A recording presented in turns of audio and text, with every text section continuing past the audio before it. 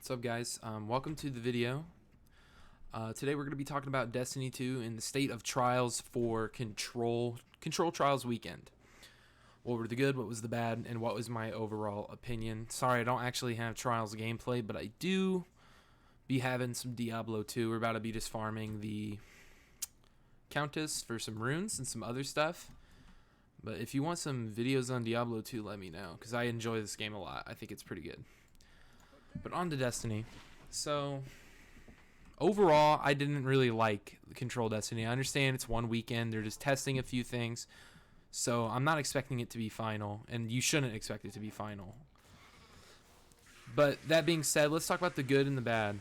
I think the best part about it, really, is that if you play alone, you're probably going to have a bit of an easier time, especially if you lose a few rounds. Though, I mean, it's honestly just back and forth. That first round is just even it should be.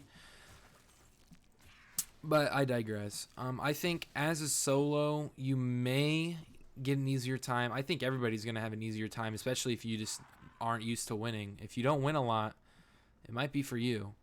That being said, though, I don't think this approach was very good because it punishes people who are good at the game by making them have to run all the way to the back of the enemy's spawn. Doesn't seem extremely fair to me, at least. Some people would disagree with that. But I think overall trials, it should always be the better team win. And I don't think we should be punishing the winning team just because they're playing better than the team that they're going against. I don't think that's necessarily fair. What would I do to change that? What I would actually recommend them to even think about, if they want to keep the control, let's say they like the control because they're like, oh, the stats speak for themselves, even though stats-wise it seems that less people were actually going flawless this weekend than any other week. I mean, I'm not playing it. I think it's an abysmal game mode. I don't like how it... I don't like how these Titans and these Hunters can just sit on the zone, like with sight and shields and with their silence and squall and their Hunter dunks and just sit on the zone and not have to try. I don't really like that. Not really for me. But that being said, the catch-up shouldn't be so severe. I don't think they should be putting it on C and A flag.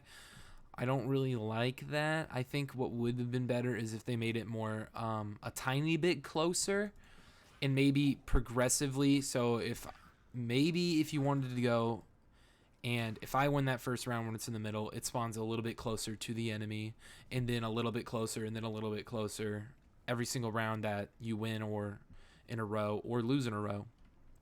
That could be a little bit more fair. But I don't think it's necessarily fair where you could literally 4-0 a team, then lose that round, and then the zone's on your spot, and then you just get to camp it. It's not really fair. It leads to way too passive of matches, and I'm not a big fan of that. Something that they were talking about was speeding up the cards. They did want to speed up the cards, and I think this did, in fact, speed up the cards. It speeded it up a lot. I thought playing games went really, really quickly, but I just think it led to some of the more toxic, builds to come out. Like, you saw a lot of Witherhoard that weekend, which, I mean, that's what your problem should be, is how cheesy a weapon is compared to somebody just sitting in the back with their geomags. Nobody wants that. I was never, I just thought overall that it was way too passive.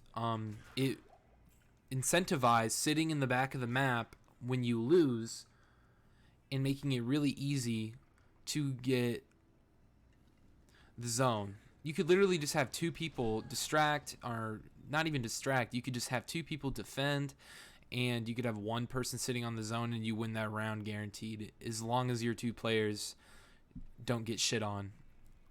That's pretty much how the state of trials is. Would I want this to come back?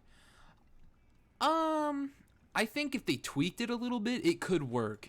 But I think in the state that it is right now, I really don't think it's worth playing, especially for the loot that there was this week. I wasn't a big I was never really a big fan of the Igneous Hammer, especially I really don't care about it. And titles, I'm not a big fan of titles either. They're cool, but nah, who really cares, you know?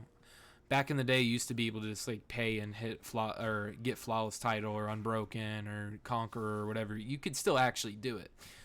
You don't actually have to be good to have those. You just have to know the right people or, you know, spend a little money.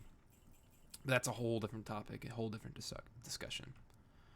But yeah, I think that pretty much sums up what I think about trials and the whole control base. Should we have it? Should we keep it? Should we get rid of it?